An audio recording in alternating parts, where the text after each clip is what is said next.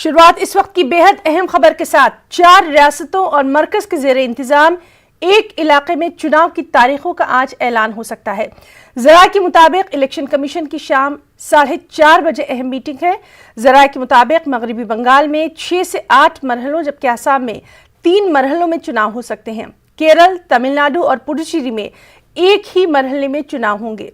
Corona के बढ़ते मामलात के पेश नज़र इलेक्शन का इनेकाद इलेक्शन कमीशन के लिए बड़ा चैलेंज है।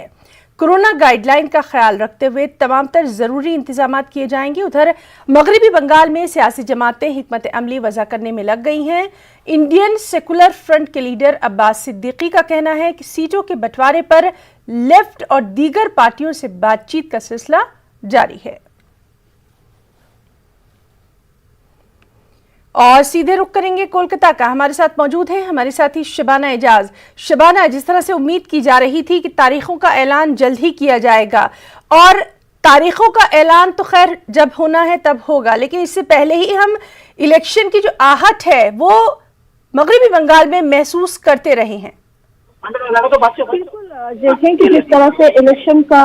माहौल है और जिस तरह से इलेक्शन के लिए आज जिस तरह से इलेक्शन कमीशन की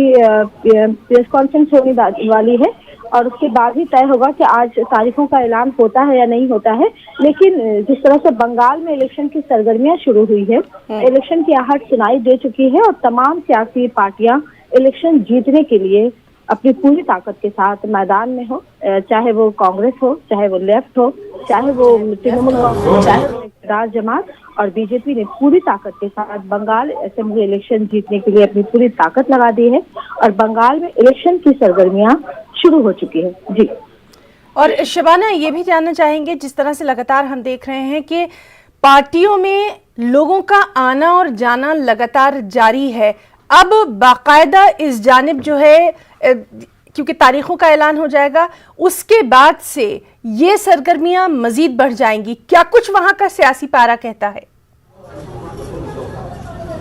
देखिए, बिल्कुल जिस तरह से आप देखें कि बरसरे इक़्तिदार जमात तृणमूल कांग्रेस के कई बड़े चेहरे, कई बड़े लीडरान जिस तरह से बीजेपी में शामिल हुए, इससे कहीं ना कहीं तृणमूल कांग्रेस कमजोर जरूर हुई है और बीजेपी ने इन लीडरान को लेकर अपनी ताकत महसूस की है और इन्हीं के सहारे वो बंगाल असेंबली इलेक्शन जो है वो जीतना चाहते हैं, क्योंकि बीजेपी के पास बंगाल असेंबली इलेक्शन के लिए मजबूत चेहरे की तलाश थी, जो उन्हें तृणमूल कांग्रेस के जो मजबूत लीडरान हैं उनकी शक्ल में जरूर मिला है। लेकिन जिस तरह से लीडरान ने ऐन वक्त पर पार्टी छोड़ी है और बीजेपी में शामिल हो रहे हैं, ऐसे में अवाम भी कंफ्यूज्ड हैं कि आखिर ऐसी क्या वजह पड़ी। और जिस तरह से ये लीडरान खुलकर सामने आ रहे हैं उसी पार्टी के खिलाफ जिसके साथ वो बरसों से जुड़े रहे थे, तो ऐसे में अवाम इनके आने और जाने को किस तरह से देखती है और वो किसके साथ खड़ी नजर आती है और उनकी कौन सी बात अवाम को अच्छी लग जाती है या अवाम को बुरी लग जाती है, जो बीजेपी और तृणमूल कांग्रेस किसके लिए फायदेमंद होगा, ये भी अहम है, क्योंकि लीडरान बड़ी तादाद में तृणमूल कांग्रेस के बीजेपी में गए हैं। वही हमने देखा है कि एमआईएम के कई बड़े चेहरे जो बंगाल में सरगर्म थे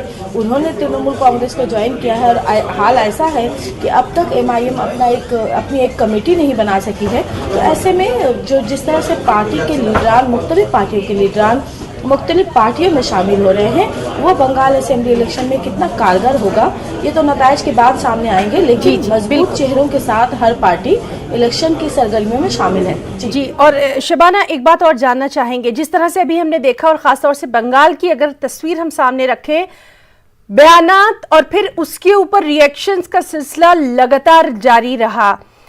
हर हद तक जो है बयानात हमने सुने हैं।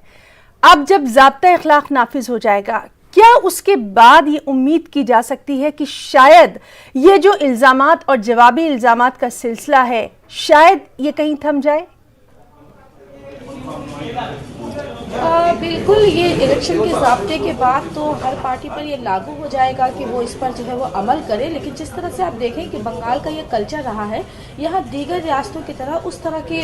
बयानबाजी नहीं होती है जिस तरह से अमूमन सुनने को मिलता है। लेकिन इस बार बंगाल असेंबली इलेक्शन में ये भी देखा जा रहा है, ये भी सुना जा रहा है कि एक दूसरे लीडरान के खिलाफ सख्त अल्फाज के इस्तेमाल किए जा रहे हैं। ऐसे में जब आज अगर इलेक्शन कमीशन की प्रेस कॉन्फ्रेंस के बाद अगर तारीखों का ऐलान हो जाता है तो उसके बाद हम कह सकते हैं कि इन ज़ाब्तों के तहत भी लीडरान को जो है वो अपने दायरे में काम करना होगा। और अगर ऐसा नहीं होता है तो इलेक्शन कमीशन भी चौकन्नी रहेगी और ऐसे लीडरान के खिलाफ कार्रवाई भी हो सकती है, क्योंकि ये भी देखा जाता है कि इस तरह के बयानात के खिलाफ इलेक्शन कमीशन इकदाम करती है। तो ऐसे में इन बयानबाजियों से परहेज तो करना होगा, लेकिन जिस तरह से बंगाल की सियासत में एक वबाल आया है, एक भूचाल आया है, हम कह सकते हैं कि इन बयानबाजियों के बाद वो